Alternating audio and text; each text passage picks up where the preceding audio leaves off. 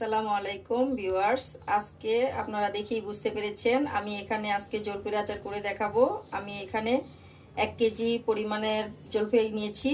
এই জলপাইগুলো আমি টক মিষ্টি ঝাল আচার করে আপনাদের জলপাই আচারের জন্য আমি এখানে নিয়েছি 1 টেবিল চামচ মৌরি, 2 পিস এলাচি, 4টে শুকনা মরিচ, কয়েক টুকরো তেজপাতা, 1 টেবিল চামচ ধনিয়া, আর নিয়েছি পাঁচফোড়ন আমি ভেজে নেব। আমি ভাজাটা আপনাদের দেখিয়ে দেব। পরিমাণ মতো লবণ, 2 চা চামচ বিট লবণ, আধা কেজি পরিমাণ চিনি। এখানে আপনারা মিষ্টি কম বেশি করে নিতে পারেন। আর আচার তৈরি করতে আমি সরিষার তেল নিয়েছি। এটা খাঁটি সরিষার তেল, আপনারা যে কোনো ব্র্যান্ডের তেল নিতে পারেন। এখানে আমি 2 টেবিল চামচ পাঁচফোড়ন নিয়ে নিচ্ছি ভেজে নেওয়ার জন্য। পাঁচফোড়নের মধ্যে মৌরি আর ধনিয়াটা কম থাকে, তাই আমি এখানে ধনিয়া আর মৌরিটা দিয়ে দিব, আর শুকনা মরিচ। মরিচ আর পাঁচফোড়নের এই শুকনা মশলাগুলো আমি হালকা করে ভেজে নেব। ভেজে এটা আমি গুঁড়া করে নিব ব্লেন্ডারে বা পাটায়, যে কোনো উপায়ে আপনারা গুঁড়া করতে পারেন। আমি ব্লেন্ডারে এটা গুঁড়া করে নিব। এগুলো সিদ্ধ করার জন্য আমি পরিমাণ মতো পানি নিয়ে নিয়েছি। এখন পানিটা আমার একটু হালকা গরম হয়ে আসছে। আমি জলপাইগুলো সব দিয়ে দিচ্ছি। এখন জলপাইগুলো আমার বলক এসে সিদ্ধ হবে, ততক্ষণ পর্যন্ত অপেক্ষা করি। জলপাইগুলো আমি ঢেকে দিয়েছিলাম, এখন আমি ঢাকনা থেকে তুলে দেখছি জলপাইগুলো প্রায় আমার সিদ্ধ হয়ে এসছে। এই যে দেখুন, জলপাইগুলো প্রায় বলক এসে সিদ্ধ হয়ে গেছে। এই যে দেখুন, খুব সুন্দর করে সিদ্ধ হয়ে গেছে। এখন আমি জলপাইগুলো ছেঁকে নিব।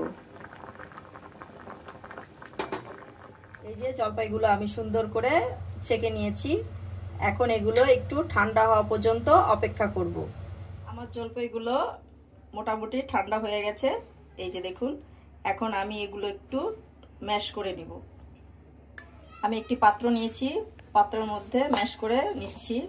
এগুলোকে স্মুথ করে ম্যাশ করানোর দরকার নেই, শুধু একটু হালকা ভেঙে ভেঙে নিলেই হবে। আমি এভাবে সবগুলো জলপাই ম্যাশ করে নিচ্ছি। আমি সবগুলো জলপাই সুন্দর করে এখানে ম্যাশ করে নিয়েছি। এখন কিভাবে তৈরি করব দেখিয়ে দিচ্ছি। আচার বানানোর জন্য আমি এখানে প্যান বসিয়ে নিই। আমি প্রায় আধা কেজি পরিমাণের তেল এখানে দিয়ে দিচ্ছি। এখন দিয়ে দিব এলাচি আর তেজপাতা ফোড়নের জন্য, আর দিয়ে দিব 2-3 পিস শুকনা মরিচ। এখন আমি তেলে এটা সুন্দর করে ভেজে নেব। তেলটা আমার গরম হয়ে গেছে, মরিচটাও হালকা ঘ্রাণ বের হয়েছে।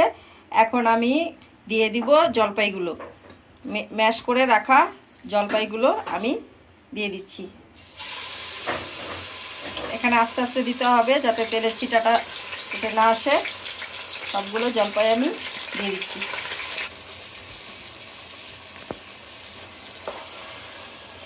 আমার জলপাইটা তেলের সাথে ভালো করে ভাজা ভাজা হয়ে গেছে। এখন আমি দিয়ে দিব চিনি। চিনি দিলে পানি ছাড়বে, তাই আমি আগেই চিনিটা দিয়ে দিলাম।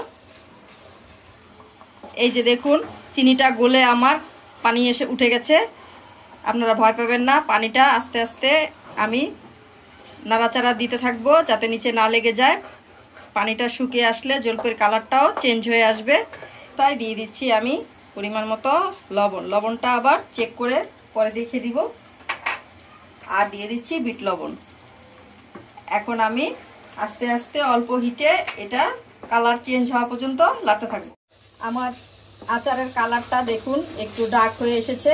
এখন আমি দিয়ে দিব চিলি ফ্লেক্স। মানে চিলি ফ্লেক্সগুলো দেওয়ার পরে কিছুক্ষণ নেড়ে চেড়ে আর একটু ভাজা ভাজা করে নিলাম।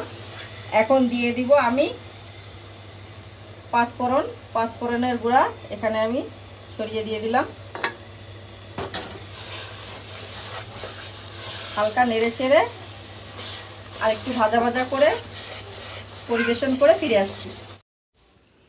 তৈরি হয়ে গেল আমাদের মজাদার জলপাইয়ের আচার, টক মিষ্টি ঝাল আচার। এটা আপনারা সবাই ট্রাই করতে পারেন, এটা খুব মজাদার।